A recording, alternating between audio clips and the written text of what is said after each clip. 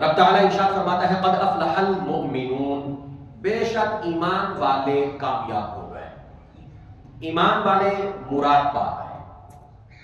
اب یہ اعلان کرنے کے بعد اللہ رب العزت مومنوں کی صفات گنوا رہا ہے۔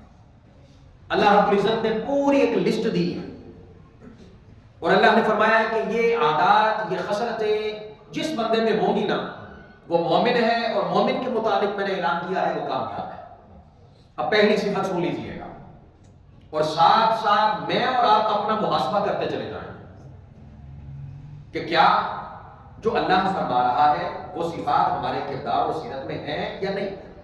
اگر تو ہیں تو پھر مبارک ہے، اور اگر نہیں ہے تو پھر محنت کریں۔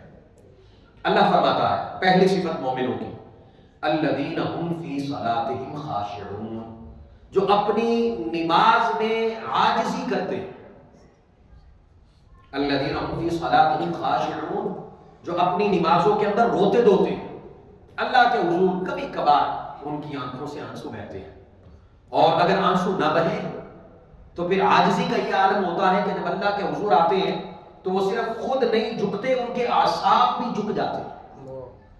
حضرت علی المرتضیٰ کرم اللہ تعالیٰ وجہہ الکریم نیزہ لگا، نکالتے تکلیف ہوتی۔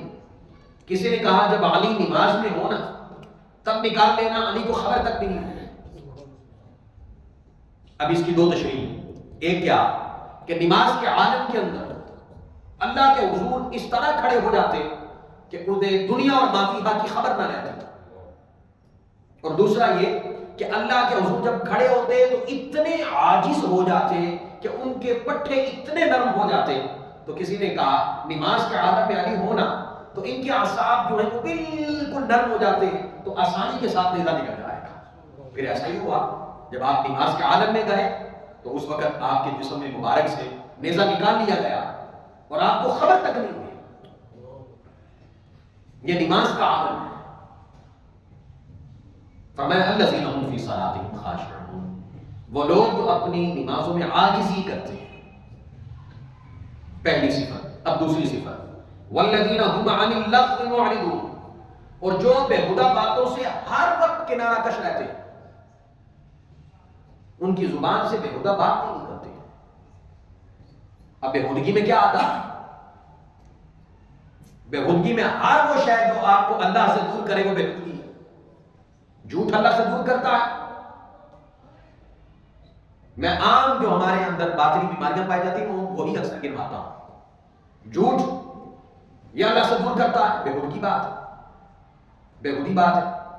اسی طرح غیبت ہے، چغلی ہے، ظلم ہے، زیادتی ہے، بد اخلاقی ہے، گالی دینا ہے، صبر نہ کرنا ہے، عدم برداشت ہے، چھوٹی سی بات پہ اگلے کا گریبان پکڑ لے، یہ ساری وہ چیزیں ہیں جو اللہ سے دور کرتی ہیں۔ تو مطلقاً اللہ نے فرمایا ہے والذین هم عن اللغو معرضون، مومن وہ ہے جو ہمیشہ بےہودہ باتوں سے اعراض کرتا رہتا۔ کبھی بھی کسی ایسی مجلس میں آپ مومن کو نہیں دیکھیں گے جہاں وہ بات ہو رہی ہو جو آپ کو اللہ سے دور کرے۔ یہ اللہ کہہ رہا ہے قرآن۔ تیسری بات فرمایا والذین هم للزکاۃ فاعلون، جو ہمیشہ اپنا تزکیہ کرتے رہتے ہیں، اپنے باطن کی صفائی کرتے رہتے ہیں، اپنے دل کو صاف کرتے رہتے ہیں۔ ہمارے دل صاف نہیں ہے، میں بھی اسی میں شامل ہوں۔ کوئی ہمارے ساتھ ایک دفعہ برا کر لے، زندگی بھر ہم اسے معاف نہیں کرتے، اگر معاف کر بھی دیں تو ہمارے دل سے وہ بات نہیں جاتا، تو پھر دل کی صفائی کس نے کی؟ اور یاد رکھیے گا جو بندہ کسی کو معاف نہیں کرتا وہ انتہائی کمزور ہوگا، یہ واضح میں رکھیے گا۔ اور جب کوئی بات ہوگی وہ بیٹھ جائے گا، آپ کو وہ کہانی کس سے شروع کر دے گا، اس نے فلاں وقت میں میرے ساتھ برا کیا تھا۔ جو بندہ اس طرح کا معاملہ کرتا ہے، یہ بات غور سے سنیے گا، وہ انتہائی کمزور انسان۔ اب آگے سنیے گا، اللہ فرماتا ہے والذین هم لفروجہم حافظون، یہ چوتھی صفت ہے۔ فرمایا جو ہمیشہ اپنی شرمگاہوں کی حفاظت کرتے ہیں، کبھی بھی برائی کی طرف نہیں جاتے۔ اور پھر فرمایا اللہ کہتا ہے والذین هم لاماناتہم وعہدہم راعون، اور جو لوگ اپنی امانتوں اور اپنے وعدوں کی پاسداری کرتے ہیں، اپنے وعدوں کو پورا کرتے ہیں، کسی سے بات کر لی پھر اسے پورا کرنا۔ اچھا، ایک لفظ آیا امانت کا، ایک لفظ آیا ہے وعدے کا۔ امانت کیا ہے؟ آپ کو کسی نے کوئی بات بتائی، وہ آپ کے پاس امانت ہے. صرف یہی نہیں کہ کوئی شہر رکھوا دے اور آپ جو ہے وہ اس میں خیانت کریں تو صرف یہی خیانت ہے. یہ تو ہم نے وہ معنی نکالے ہوئے ہیں عام طور پہ. اگر آپ اس کو صحیح معنی سمجھیں نا اس کا امانت کا، وہ کیا ہے؟ میں آپ سے کوئی مشورہ کرتا ہوں کسی معاملے میں، اب آپ کو پتا ہے اس میں یہ بات جو ہے وہ اگرچہ گھریلو بات ہے، بندہ تنگ ہے، وہ آپ کے ساتھ آگے شیئر کر لیتا ہے اور آپ کو بتاتا ہے یار میں گھر میرا یہ معاملہ ہے. اب آپ کیا کرتے ہیں؟ وقتی طور پہ چلیں آپ اس کو جو بات بتا دی آپ نے، بعد میں کیا ہو گیا ہے آپ نے 10 افراد کو بتایا یار گھر بڑا تنگ ہے، آپ نے تو خیانت کر لی.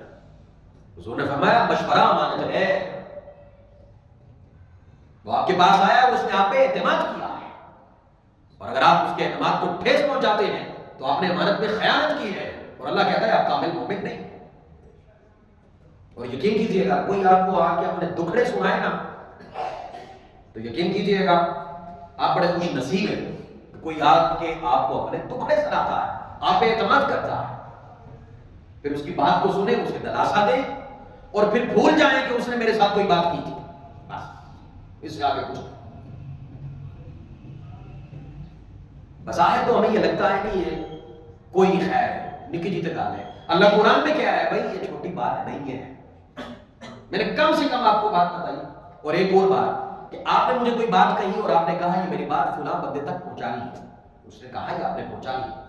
اب میں عین اسی طرح اس بات کو پہنچاؤں تو یہ امانت ہے، اور اگر درمیان میں خود اپنے سے 4 باتیں لگا کے جا کے بتاتا ہوں تو یہ خیانت ہے. اچھا ہاں، اگر کوئی ایسی بات وہ کہتا ہے کہ جس سے انتشار کا خدشہ ہے اور آپ کو اعلانیہ کہہ کے بھی جا رہا ہے کہ یہ بات اگلے کو بتانی ہے، تو وہاں آپ نے اس بات کو نہیں بتانا، آپ نے روک لینا. 2 باتیں بڑی سادہ سی. سچ اللہ کو بڑا پسند ہے، جھوٹ سے اللہ رب العزت کو بڑی نفرت ہے. لیکن یہ کہا جاتا ہے شریعت میں یہ ہے کہ ایسے سچ سے کہ جس کے بولنے سے فساد پیدا ہوتا ہے وہاں جھوٹ بول لینا بہتر ہے. ہم کیا کہتے ہیں اگلے کو ساری سنا کے نا، میں تو سچا آدمی نہیں، میں تو کبھی جھوٹ مارے نہیں، میرے کی ضرورت پہ میں گالی چھپا. او بھائی یہاں چھپانی ہے تاکہ فساد نہ ہو. شریعت کے مطابق چلے نا تو یقین کیجیے گا لا يسمعون فيها لغوا ولا كذابا، جنت والا ماحول مل جائے گا، جنت والا. یہ امانت ہے. اب وعدہ جو ہے وہ آپ کسی کے ساتھ جب کوئی بات جو ہے کر لیتے ہیں تو پھر اس پہ پورے اترے. ہاں نہیں پورے اترتے تو پھر اسے معذرت کر لیں، اسے بتا دیں کہ بھائی میں اس وقت پہ پورا نہیں اتر رہا، قبل اس وقت یا وقت پہ جیسے بھی اسے معذرت ضرور کریں. کیونکہ اللہ قرآن میں دوسرے مقام میں کہتا ہے ان العہد کان مسئولا، جو تم وعدے کرتے ہو میں ان وعدوں کے بارے میں تم سے سوال کروں گا، اللہ پوچھے گا. اگلی بات سنیے گا، اللہ فرماتا ہے والذین هم علی صلاتهم یحافظون، جو اپنی نمازوں کی حفاظت کرتے ہیں. 2 معنی اس کے، ایک یہ حفاظت نماز کی یہ ہے کہ آپ ایک تو ہوتا ہے نا کبھی کبھار پڑھی، یہ حفاظت نہیں. حفاظت کیا ہے؟ ہمیشہ پڑھنی، ہر حال میں پڑھنی. اور پڑھنی کس کے لیے؟ اللہ. اس میں کوئی غرض نہیں ہونی چاہیے میں فلاں کو دکھانے کے لیے، فلاں کو دکھانے کے لیے تاکہ کسی کا مجھ پہ اعتماد بحال ہو جائے. خبردار نہ. کس کے لیے؟ اللہ. آپ اللہ کے حضور سے شروع ہو، وہ اللہ آپ کو ہر جگہ سے شروع کرے. ہو سکتا ہے اللہ آپ کو ذلیل کرے، ہو نہیں سکتا. تو پھر یہ کہا گیا کہ نمازوں کی حفاظت سے ایک معنی یہ ہے کہ ہمیشہ نماز پڑھتے ہیں، اور نمازوں کی حفاظت کا دوسرا معنی یہ ہے کہ وہ نماز جب مسجد سے پڑھ کے باہر نکلتے ہیں نا تو باہر اپنی مسجد جا کے نا نماز کی حفاظت کرتے ہیں کہ اللہ سے وعدہ کر کے آیا ہوں میں تیرا، اب اپنے عمل سے میں نے اس وعدے کو نہیں جھٹلانا، اس کی مخالفت نہیں کرنا. کیا ہوا؟ معاشرے میں میں نے ایسے ہی رہنا ہے جیسے اللہ کہتا ہے، جیسے اللہ کو مطلوب ہے. یہ 2 معنی ہیں نماز کی حفاظت کے کہ ایک تو ہمیشہ ادا کرتے اور نماز پڑھتے رہا. کوشش کریں اس میں لاپرواہ نہ ہو، نماز نہ چھوڑیں. پھر کیا ہوتا ہے؟ ہاں اگر آپ کو ایک وقت میں سرور نہیں آ رہا، ایک وقت ہوتا ہے کہ آہستہ آہستہ آہستہ آپ کو سرور آنا شروع ہو جاتا ہے، اور ابتداء ہو سکتا ہے کہ نماز آپ کو بے حیائی اور برے کاموں سے نہیں روک رہی، اور آپ جمے ہوئے اور کوشش بھی کر رہے ہیں. یہ ضروری بات ہے، کوشش بھی کر رہے ہیں. ایک وقت آئے گا کہ اللہ کی توفیق سے آپ گناہوں سے بچ جائیں. اب آگے اللہ یہ ساری صفات کن کی گنوائی ہیں؟ گنوا کے نا آگے اللہ کیا کہتا ہے اولئک هم الوارثون الذین یرثون الفردوس هم فیہا خالدون. اللہ کہتا ہے یہی تو میری جنت کے وارث ہیں، هم فیہا خالدون، اس میں ہمیشہ رہیں گے. تو یہاں پہ بھی 90% حقوق العباد کی بات ہے، اور 90% میں میرا خیال ہے 90% ہی ہم حقوق العباد میں ناکام. بعض کے ساتھ اپنی بات کر لیتا ہوں، 90% شریعت میں حقوق العباد ہے نا، اور میرے خیال سے 90% ہی ہم حقوق العباد میں ناکام.